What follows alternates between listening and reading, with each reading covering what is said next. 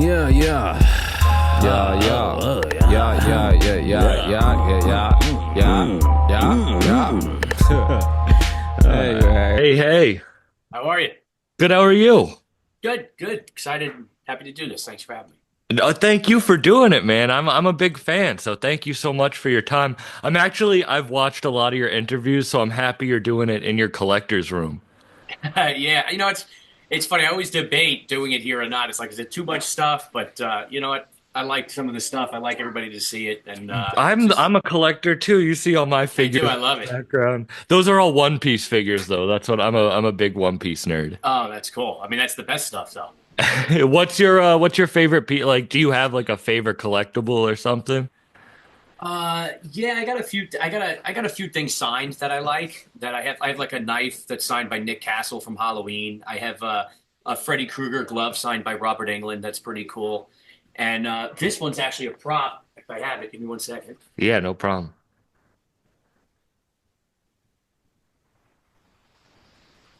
This here is a prop from the movie Fear Clinic that I was in, and this is of Robert Englund's face that they used.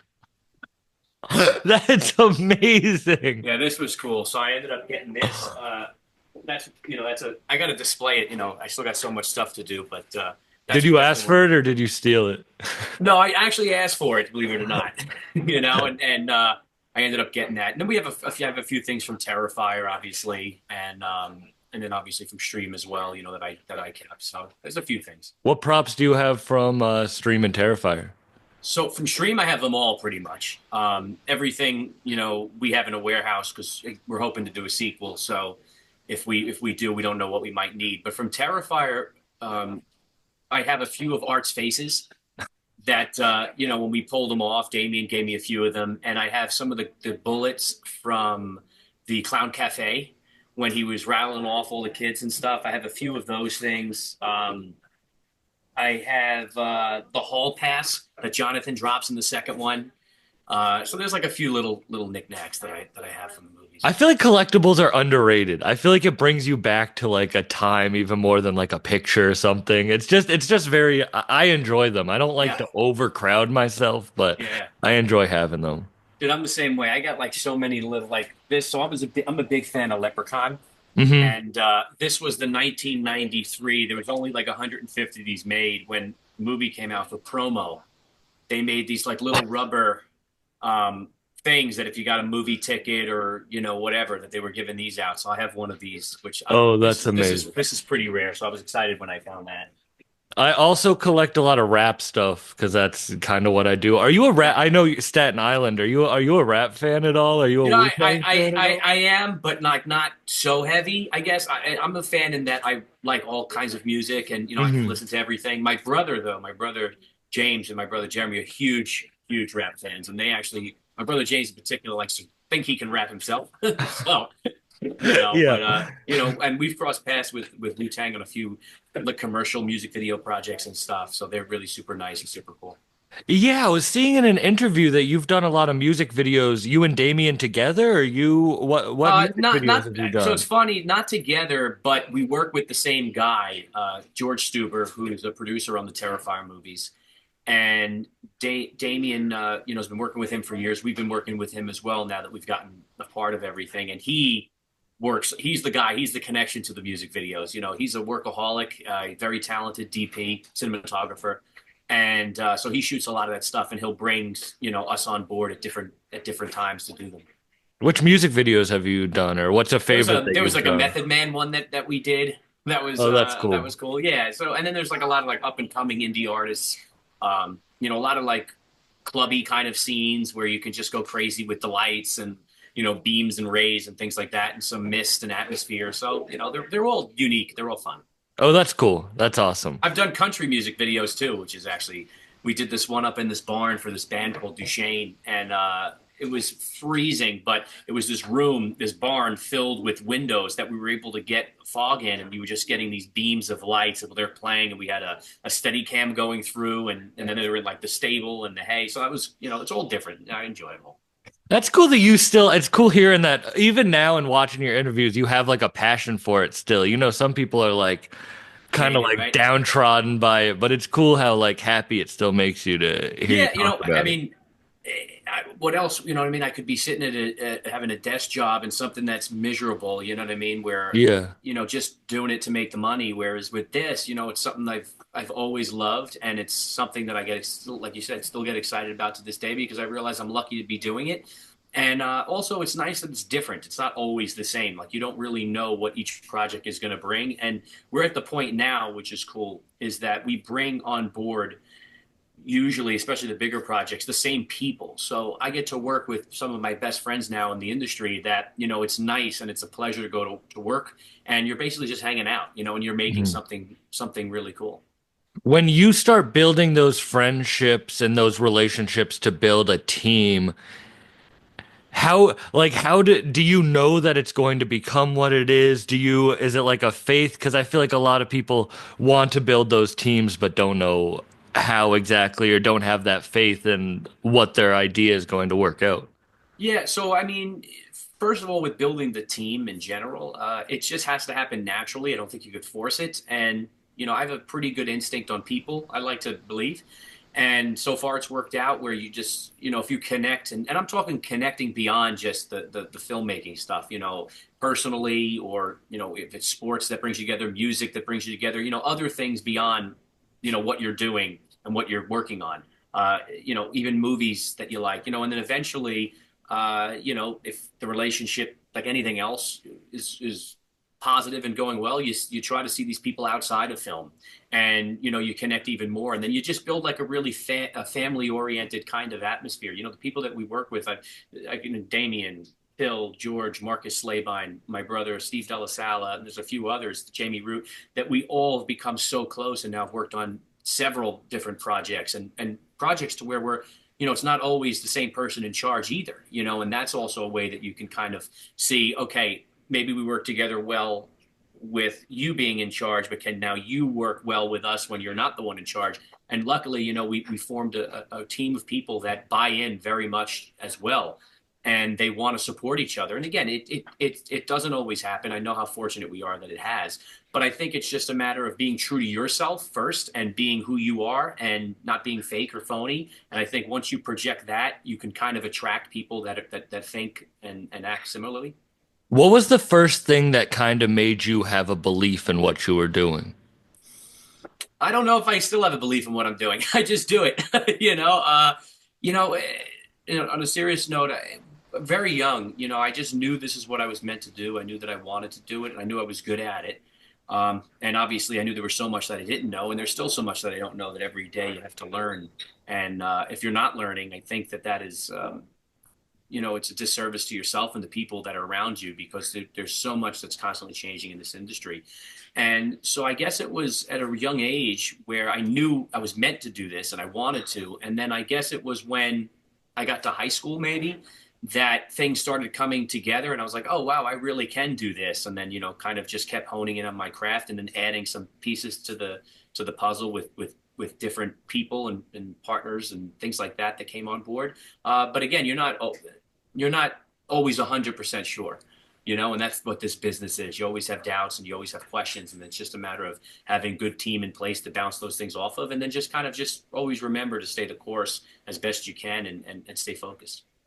That's cool. I feel like that's like a universal thought for people who are doing something. It's just kind of like you don't really know what the next day is going to be, but you kind of have to just stay the course with it.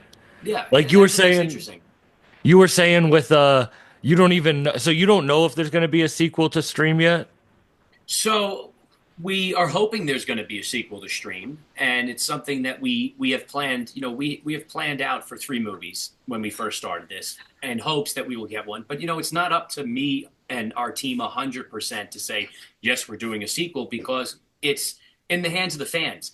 If people are enjoying it, if people want to see more, if it's spreading more, and people are clamoring for one, then yeah, we're definitely going to do it. It seems to be trending in that direction. It's getting really positive feedbacks. People understand what we were going for with the film, and they really liked the story, and they want to see it continue. And like I said, you have to always plan and to stay ahead. And we've always had the ideas for the next two films to kind of have a trilogy, and so we're ready to go if it happens. And right now it looks like it is, but we just need more people to talk about it, share it, spread it, and continue to get the word out about it and raise awareness. And how long have you, when did the idea come about? Yeah, it was a while ago. We It was probably around 2016, around there, 2015, 2016. We just finished a film we did called Abnormal Attraction, which was a fun comedy monster movie, really balls to the wall film. Take a shot every time there's a sexual joke, you'll be hammered by like 10 minutes in. And but we had fun with that. And around that time, we were working on a film called Penance Lane with Tyler Mane and Scout Taylor Compton, Danny Roebuck, and John Schneider. And it was in that making that film that Stream kind of was birthed. And the idea was like, oh, what do you think about technology and modernizing the slasher genre and kind of using people's fears of the 21st century and exploiting them and safe spaces, because every great horror movie kind of exploits your safe space. And so with Stream, we wanted to do that, but with the tech angle of it, but still make it a true slasher. So it was around that time that it was first conceived. That was when Bitcoin was hot and just starting to get on, and dark web things. So it was around there, and then through the next couple of years, we just kept honing in on the script and tweaking it. And we had shot Terrifier 1, and we were still working on Stream, and then we shoot Terrifier 2, and we're working on Stream, and then COVID hits, and Terrifier 2 still has to be completed, but now there's this time that we have of like, what are you going to do? We're not doing anything. So we started putting Stream into motion to be shot. And then on Stream, we're shooting the movie as Damien is going in and out, doing visual effect, doing the effects, the practical effects, and then rushing back to his hotel room, editing Terrifier 2. So it was really a really fun journey. Then Terrifier 2 comes out, it does its thing. And then we finish up Stream. Stream comes out, and then Terrifier 3 comes out shortly thereafter. So it's been a whirlwind of these projects that have all been happening pretty much simultaneously. Yeah. Did you know? So when you started it, was it about, because streaming is kind of like at its biggest thing now. Was it originally, it was that same idea with streaming? It was always that idea. We seen that growing, and we seen gamers and things like that growing too. And I think the pandemic exploded that even further. Hmm. So yeah, it was always that idea. What Stream wasn't though at first was it wasn't as gory, the original script, because again, when we wrote it, we weren't a part of, Terrifier 1 wasn't even made yet. Yeah. And so it wasn't as gory, and that was really when we became part of the Terrifier franchise and started to get a fan base like that. And I really got a really appreciation for what Damien Leone has done with the practical effects and all of that stuff. That's where we started to add some of those elements in. But again, you got to remember too, Stream, even though it came out after Terrifier 2, it was pretty much made before Terrifier 2 was even put together and released as well. Like they were both shooting almost together.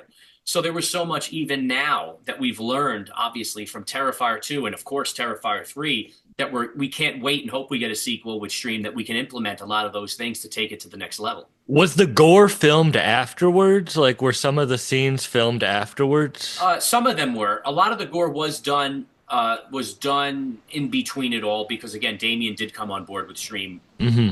pretty early in the production process. The of gore actually is shooting. super Damien. Yeah. And then I like your humor in it too. I can see how it's And like, that's right, and that's the yeah, balance of it. And that's where I think you get something special when you get to see our style, because Stream isn't Terrifier. It's a totally different thing. But you can no. tell that it's made from the same group because it has certain styles that cross I over. knew when there wasn't gore in the first scene, like when it's kind of like off screen, I was like, Yeah. okay, this is a different And this is experience. different. Yeah, and we wanted to do that because also we want to Terrifier's got its own fan base, and we wanted to kind of open up and get maybe a more generalized fan base that maybe doesn't want to go that route with Terrifier, at least just yet, and have Stream as kind of that bridge gap to say, oh, I can dip my toes in, and it's actually pretty cool.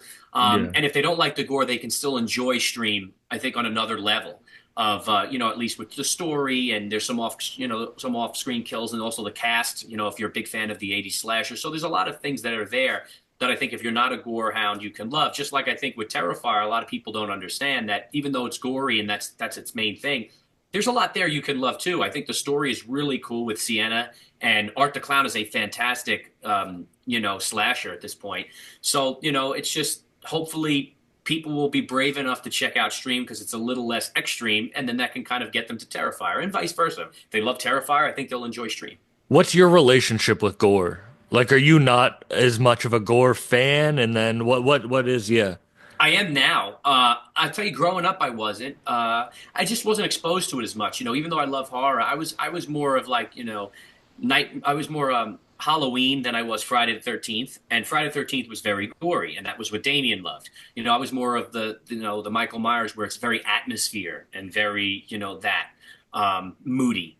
So Mhm. those were kind of the horror films that I was exposed to, and even like Nightmare on Elm Street, it's not gory per se; it's more fantastical. So I wasn't into the gore until I met Damien. Then I got such an appreciation for it where I started to see like, oh wow, there's an art form to this. And then your mind starts going creative, like, oh, how can we do that? And this looks cool and this could be awesome. And then, like there's another level of it that once you're in it and you see it happening, that you're just like, wow. So when we went to Stream, the cool part about Stream is that there is this level of they're playing a game and most creative kills. So you can get creative and it still makes sense with the story that you can do these kind of bizarro kills like the tic-tac-toe or things like that Mhm. to where you can slow play it and it's not like, oh, that it doesn't pull you out of the story where like, oh, why would they take this long? That doesn't make sense. Why are they showing the camera? You know what I mean? Why are they showing the knife to the cameras and all that stuff where just kill them and move on? Whereas this, it's like there's style points, there's bonus. So I think the goriness, although not as extreme as Terrifier, it lends itself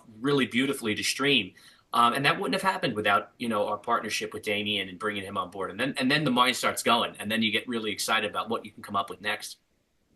And I feel like probably being in the process of making it, you get pulled out of it more than just like as a fan watching gore on screen. I'm the type that I like the extremes. Like I just had Rob of the Sadness on. I don't know if you've Oh, ever seen the yeah, yeah, Sadness, yeah, but yeah. Wow, that's cool. one of the most intense ones right up there with like the Terrifiers, you know? Hmm. But so you wanted it not to be gory in the beginning? You Originally, wanted it it just to wasn't. It be. wasn't that it wasn't that we had set out for it not to be gory. It's just I Hmm. never thought to make it as gory. It was like the kills were like the tic tac toe kill was there, but it was just going to be like a very traditional kind of slasher.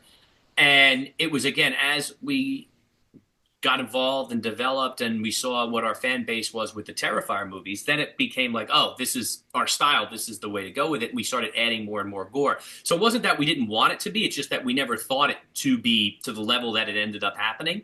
But I'm super proud and happy it went that way. And now even with Stream 2, if we get one, there's some really crazy things that we want to do and want to implement and make it these talking points because I think there's also a level of fun that comes with that where you don't know what to expect and then when you see it happen there's like a really visceral fun, especially if you see it with people together in the theater where like you're all reacting off of each other. Oh yeah. And I think the gore adds to that excitement, it adds to that fun. Like So that first the arcade scene was like yeah, that yeah. was such an you know exciting well you know kill. what's funny about that is that so the whole idea was when we knew it was going to be gory, was we were going to have some gory kills in there. That we were hoping. Again, this was before Terrifier 2, when it was before Terrifier 2 was out and it was still being filmed. That when we started making this, and so we had figured like the response from the audience would be like, "Oh, this is your typical slasher. They don't expect it. You're going to see an off-screen kill. You're going to see like a knife dig in. You're not going to see much, and then that arcade kill was going to happen. It was going to be like a shock. Whoa!" And now you're like, oh my God. And then it was going to build and build and build as the kills get more and more crazy. But because Terrifier 2 had such the response that it had, our fan base now came to expect gore. So they Hmm. weren't as shocked when it happened. They actually had the reverse effect where they're watching. They're like, "Wait, are they really not going to do any gore here?" Like, and then they're like, "Wait, I don't understand. Like, what, these are the gore guys." Yeah. And then it happens, and then it happens. But so that was the interesting part about it was now they're waiting for it, as opposed to before. I wanted them initially to be shocked by it, but again, because of what happened with Terrifier, it changed, how that was done. And of course, the movie was already shot at that point, so it was what it was. Did you want to fight that like Terrifier blanket in the beginning? Like, did you not want to use it at first, as you said, like the fans expected it? No, I never. Listen, I'm very proud of Terrifier. I love it. Super love it. Everybody that's involved in Terrifier is involved with Stream. And obviously that is the one thing now that everyone knows us. At least the biggest thing that everyone knows us for. So definitely wasn't trying to hide any of that. Very proud of it, and wanted to use that to get the fan base to come over Mhm. to Stream and check it out. But again, we just wanted to make sure that people knew, and it's happening now. But once they see the film, we just wanted people to know that this wasn't Terrifier. This was something different that we were doing, and for Stream to stand on its own two legs, because it is its own film, it's its own universe, it's its own movie. And now we knew, though, once fans got to see it, they would see that and understand that and appreciate that. Now Stream's got its own fan base, obviously together with Terrifier from some crossovers, but then even people that are separate, that weren't Terrifier fans, and that's really cool too. It's getting its own, traction as well. Was there anything that was like that you wanted to do was too much kills that you couldn't put in, anything like that? Because you said your mind running wild. There were stuff that came after, or at least while we were shooting, that we knew didn't make sense for the story. It's not that we couldn't pull it off. It was just that it didn't fall in line with what we were trying to do. With Stream, it starts off like a very I guess traditional slasher in some senses, but there's a little more story in the sense of like the characters with the family. It's a little more dramatic, I think, in the beginning of the film. It's a little bit more of Mhm. a mystery. And that's where it's like this kind of slow burn at first of like what's going on, and them discovering, and then it kind of turns into your balls to the wall craziness with the kills and so that was always the trend to go. But we just took those things that you're talking about and kind of put them in our back pocket, and are going to include them if we get lucky to get those sequels for sure. What else are you, what do you like, like, what are you working on now for your next projects? Yeah, so obviously Terrifier 4 is a thing that's happening. Stream 2, we're hoping. We're moving as if it is, but we'll see. We also have the Screamboat movie that's coming out. I don't know if you've heard of it. It's Yeah, yeah. the Mickey Mouse Steamboat Willie public domain thing. So that is a different project as well, where this is more of a comedy than it is horror. It's obviously got some blood and gore because, again, that's us now and that's what we're known for.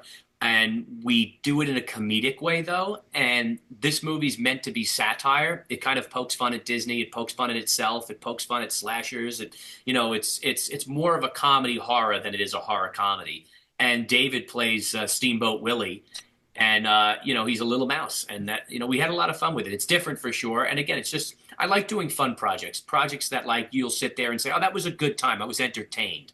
It might not be the most thought-provoking, riveting Oscar performance kind of film, and I like those too, but I like to have the movies that tend to let you escape, and it's fun to be scared, it's fun to laugh, it's fun to say what the hell was that, and those are the kind of movies that I tend to make uh, more than any of the other ones. Did the idea come around with the public domain, or was it something that you wanted to do? And then how did Yeah, that come together? I was be honest. I'm not really a public domain guy at all. I respect what they're doing. I think it's actually pretty cool that they're finding new ways to take these characters that we loved and put them on their head and make us love them as adults. And so I wasn't really a public domain guy at first, and obviously the Blood and Honeys and all those things came out. I am excited to see the Peter Pan one. I think that looks Oh, I think that looks really good. I love what they did with that. So what happened was, though, we were watching it though for a few years because a buddy of mine, Steve Lamorte is how you pronounce it now. I knew him as Steve Lamort, but Steve Lamorte has directed the Mean wait, One. he changed it? He changed how it's said, I guess. I don't know. Unless I was saying it wrong my whole life. Oh. I went to high school with him, and it was always Steve Lamort. And now it's I hear him on interviews. It's Steve Lamorte. So maybe I was wrong the whole way through. I don't know. It's Maybe fancier. I like maybe it. it's Hollywood now. He's out in It's like Hollywood. So Tarjay, yeah. right, exactly. So great, but really fun guy, great guy. Him and his wife Amy, and so they made the Mean One, and that was the Grinch parody thing, and Hmm. it had its own success. So we've always been trying to find a way to work together with our success with the Terrifier movies and his success with the Mean One. And so this movie, this idea he had kind of came about a few years ago where he knew that this might be a possibility that Steamboat Willie enters the public domain. And so, it did, and we had been developing. Again, it's that being prepared and being ready if it happens. We had been developing an idea and a script just in case it did, and it did, and then we were able to hit the ground running. And that's what I want people to know too, is that this is not a guy in a mask. This is a real mouse. This is like it's a fantastical world. It's a small world after all. It's what I mean. It's very much. Fantasy, but also comedy and horror. And it's going to be a really interesting blend, and I hope people enjoy it. That's awesome. I'm excited to see this. If you could see David playing any like famous killer, who would it be? I wouldn't necessarily say he's a killer like a slasher, but I know how much he has an affinity for the Joker, and I know that he can do that really well. It's right in his wheelhouse. It's something that, and he could do the voice, like a mix between Mark Hamill's and some of the others, and he'd make it his own as well. And I know there's a project coming out that he's playing his version of the Joker. That I'm really excited to see. He was telling me about it before they announced it. So I would love to see him in a role like that, comic booky kind of Joker, because I think he would knock it out of the park. And who knows? Like again, this thing's coming out. Maybe that'll make the bigger studios look and say, "Yeah, let's do something here." He's an interesting, fun, genuine guy, and he's very talented. So I'm excited to see what comes next for him. Yeah. Well, I feel like you guys both have a comedic undertone to your work. I mean, definitely you. I feel like your stuff is very like comedic horror driven. Yeah, it is. And and that comes from just my background of love of both horror and comedy. If anyone's seen, follows our work, they'll notice that through line, like you just said, like even I don't know if you've seen it, our Halloween 60.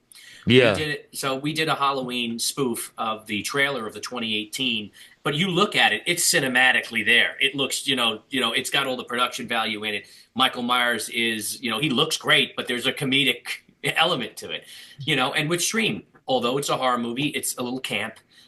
There's a lot of funny moments in it. And, we just can't help but go for the laugh, and I think that's what's important in a movie too, that you have the roller coasters of emotions. You want people to laugh, you want people to scream, you want them to like have those peaks and valleys of breath of fresh air. It can't always be tension, you know what I mean? Because if it Mhm. is, then where do you go? Everything's just here. And it could be here on the top of the mountain, but then there's no, flow to it and, reset. Yeah, you don't want to be stressed all the time. There has to be, you have to leave it with a little bit of like enjoyment. I think that's especially with Super Gore, what you guys have done is like the level of humor that's there allows the gore that no matter how crazy it gets, it's still You can in the enjoy world it. of, Yeah, it's and like you can still stand enjoy up. it. It's like if you said stand up jokes in real life, you'd be like, this person's a crazy person. But because it's set in the world of like stand up, you can get away with certain liberties and things. Yeah, I totally agree. And we just like I said, we try to have fun. We try to do things that we would like to see as, movie lovers and movie goers. And I'm super proud of Stream and obviously Terrifier and everything else that we've done. And Mhm. hopefully we will get that sequel, man, and we'll be able to do some fun things that we weren't able to do in the first one. Just like we did with Terrifier, the first one. You saw that film, and we grew, and Terrifier 2, and we grew, and Terrifier 3. We're hoping to do that Yeah. with Stream as well. Did you think you were going to be an actor or a director like when you were younger? Definitely started out more acting, for sure. That's why I think even as a director, I'm much better director than I am actor. I know that. And but even as a director, you'll see I put myself in small little roles in each of our films at somewhere because I still have a love for it and a passion for it. And but it started out acting. I did a lot of theater as a kid. I did a lot of commercial work as a child, and it was when I got to high school I learned more about the behind the scenes, and I realized I was good at coordinating and putting together and overseeing and directing and editing and all of that stuff. That's where it's like, okay, this is my path. But if somebody put a gun to my head and said you can only do one, believe it or not, I'd pick acting because it's a lot more fun. You know?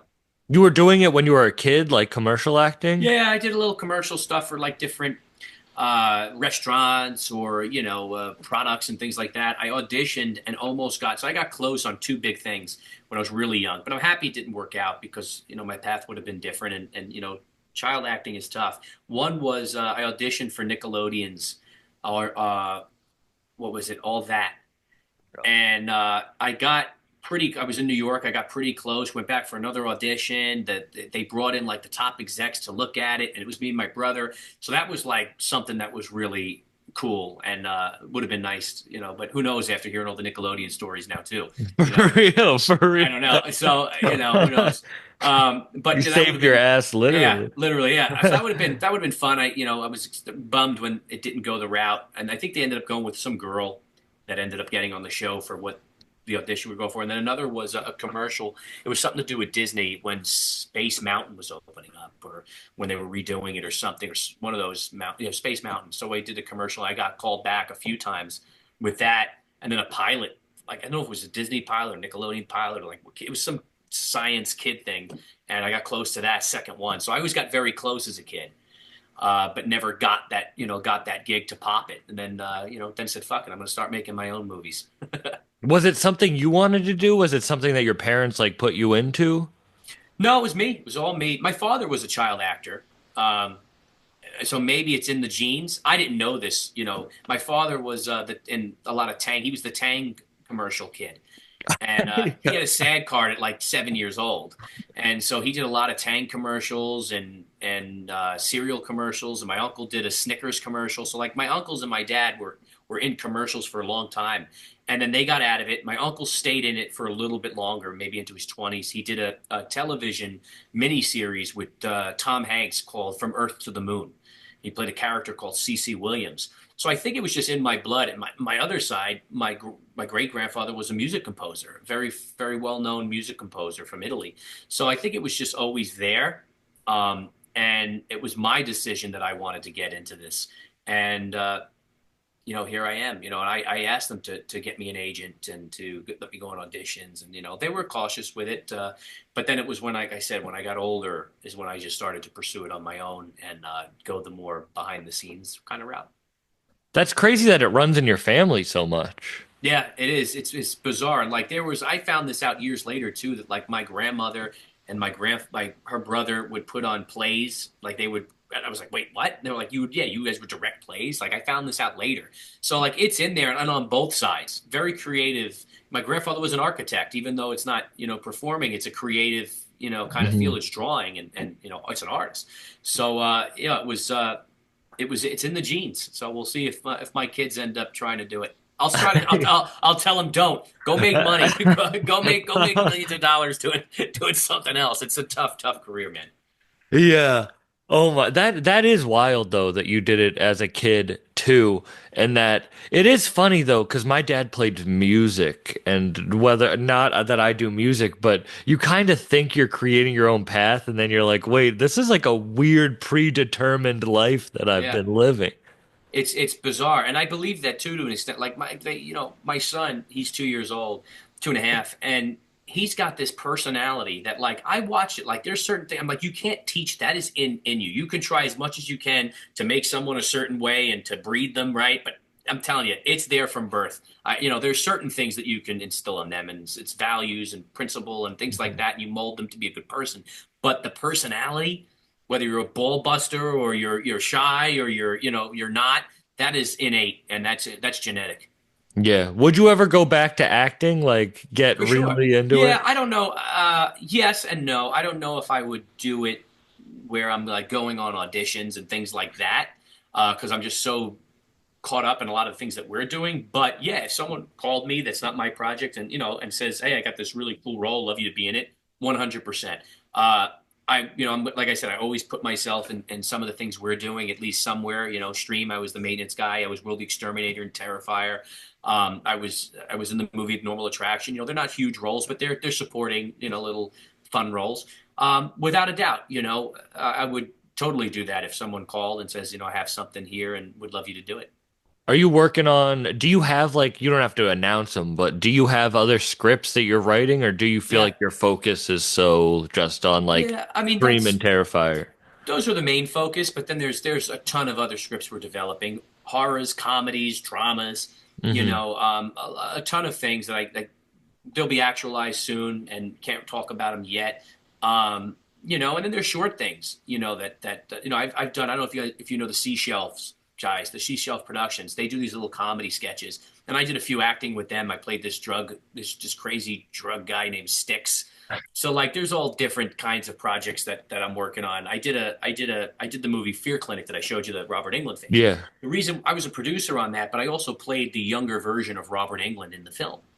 And it was funny. They looked, they said, "Oh my God, you look just like me as when I was younger." And I did like the Freddy Krueger smile and the whole thing, and he was like, "Holy shit, you should play the young version of me." So that was fun. So Had you you ever never heard know. that before? I did, believe it or not. I had heard it a lot. And then when he said it, I was like, yeah, I've heard this before. And then I hear it more and more. I don't know if it's, the beard now and he's got the beard, or, I do hear it more and more, like more when I'm like not a photo, not a still image of me, but if I'm talking or gesturing or acting, they're like, "Oh, you remind me of Robert Englund." So You ever read call any? me, call me up, Nightmare on Elm Street. I'm ready to be the new Freddy. You're getting out. You're getting out of retirement, That's it. dude. Coming back to be the new Freddy. You ever read any Stephen King? Are you Yeah, I'm a big. I mean, obviously I like The Shining, I'm a huge It fan. Obviously, I've read the book, and also the miniseries was one of my favorites growing up. Obviously, why Tim Curry is in Stream is a big reason why, is because he's somebody, and a big reason I got into the industry, and somebody I idolized growing up. Fantastic actor, and so any chance to work with him, I wanted to jump on it. And it was really awesome to have him a part of Stream, and to bring him back, because he hadn't done anything feature film wise, for a really long time because of his stroke. And so that was a dream come true. How did that come together? We were talking to him a long time ago, and his manager for Abnormal Attraction.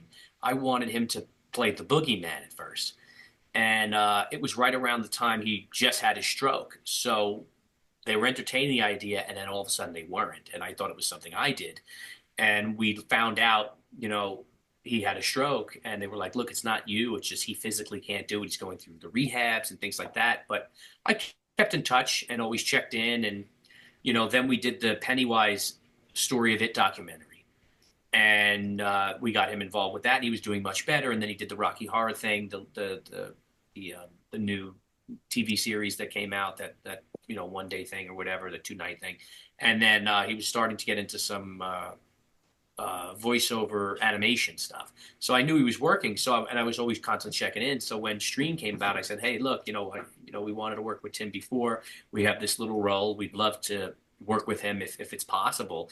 And we cultivated that for a long time. I mean, he was one of the first people I started talking to, maybe in 2017 ish. And it finally came to fruition. It took a few years. Wow. That's incredible that it ended up happening, and So cool. I can't. It's so cool that he was able to recover the way, Yeah, the way that and his charm, like, even though I guess he can't fully do some of the things that he's obviously has done in the past, his charm still comes through. And it was really nice to be able to work with him one on one like this, talk with him and sit and go over it. And we had some really, it was a really amazing moment. And I brought him some wine, and he shared some stories about working on Home Alone, and Muppets Treasure Island, and so it was a really, really cool experience, one I won't forget. And it have was you my ever wife, and it was my wife who forced me to do it too, because you know she was very encouraging, like, "Don't let this opportunity slip. You have to do this. You've always wanted to." So that was nice. That's all. Have you ever fangirled too hard meeting somebody?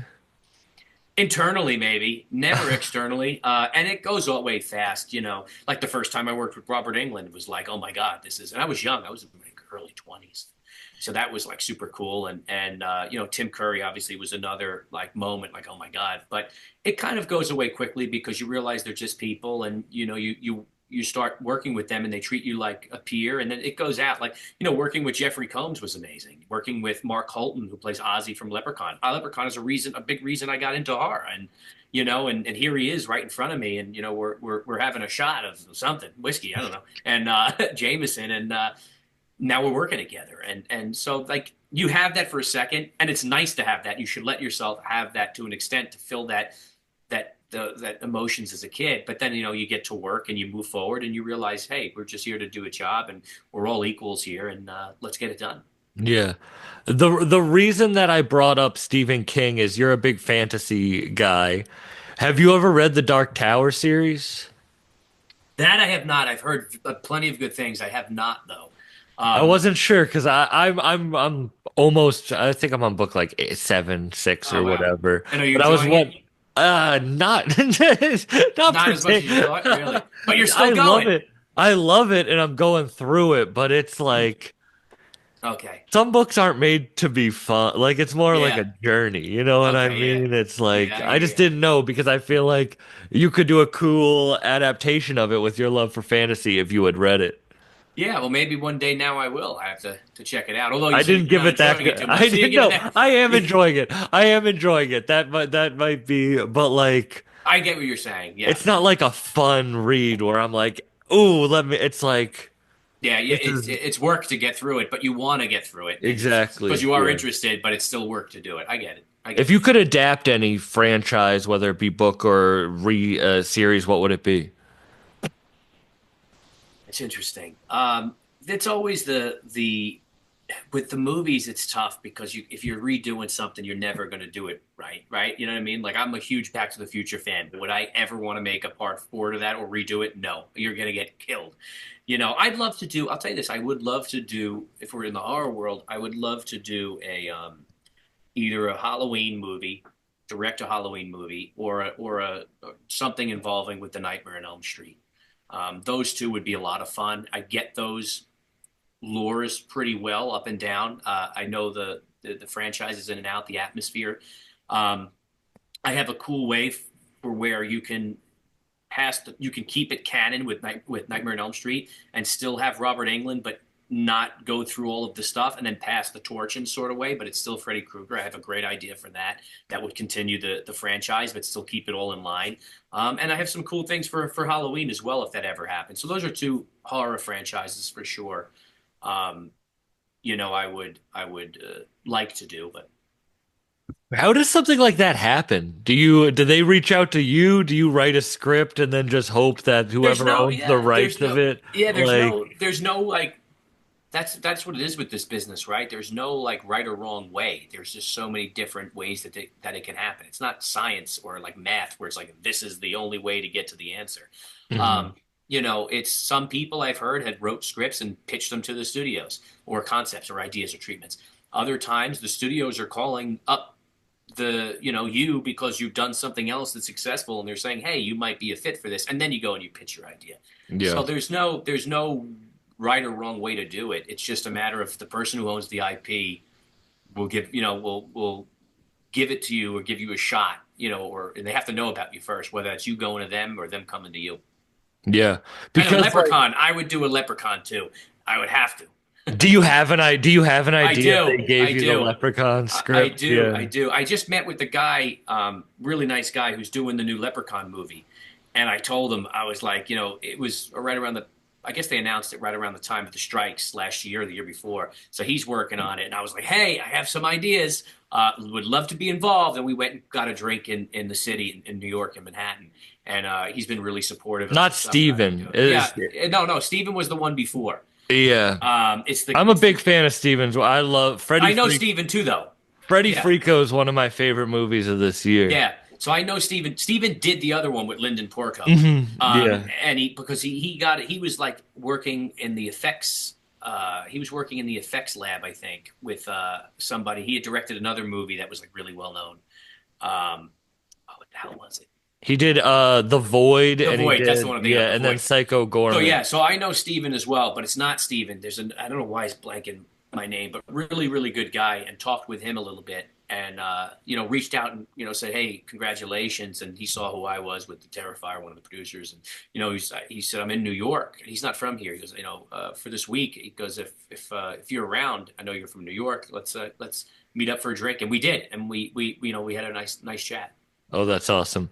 Yeah, Steven is another guy that's really good at the comedy horror mixture. Like Psycho Gorman's such a funny, fun movie.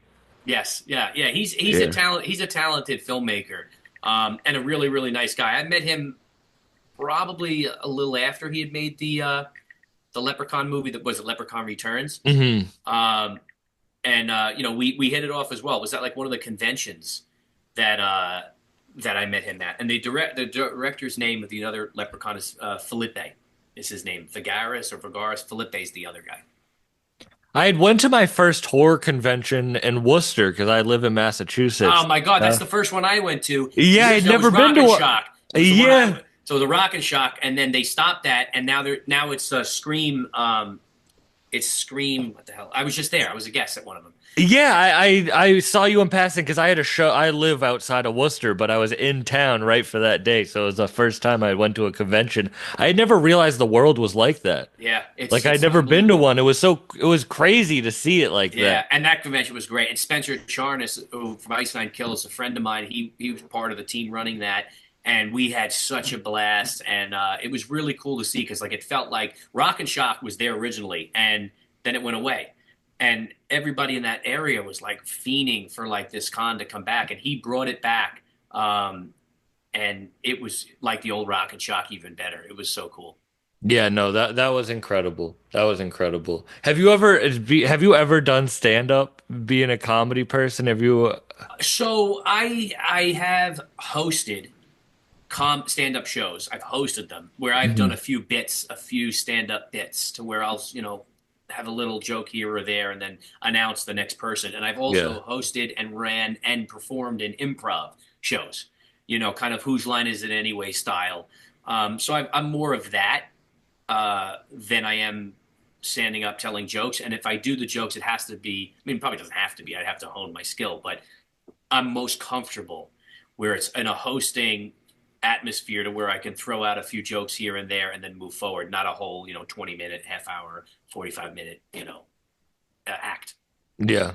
Well, anyway, man, thank you so much for doing this. I appreciate you taking time out of your day, and yeah, I'm a big fan. So I hope Stream 2 comes. I'm excited to see everything that you got coming, and I appreciate it. Where can people find your stuff?